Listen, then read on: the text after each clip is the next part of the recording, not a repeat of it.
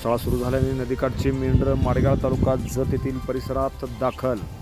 पावसाळा सुरू झाल्याने नदीकाठची मेंढरे माडगाळ तालुका जत या परिसरामध्ये दाखल झालेले आहेत. सध्या गेल्या महिन्याभरापासून पावसाळ्याचे दिवस असल्याने नदीकाठी मोठ्या प्रमाणात सध्या पाऊस सुरू आहे.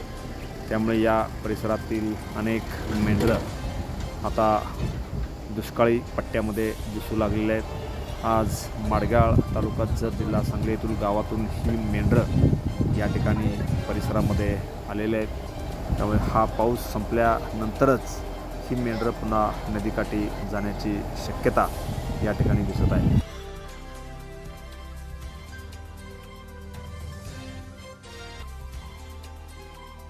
Press the bell icon on the YouTube and never miss another update.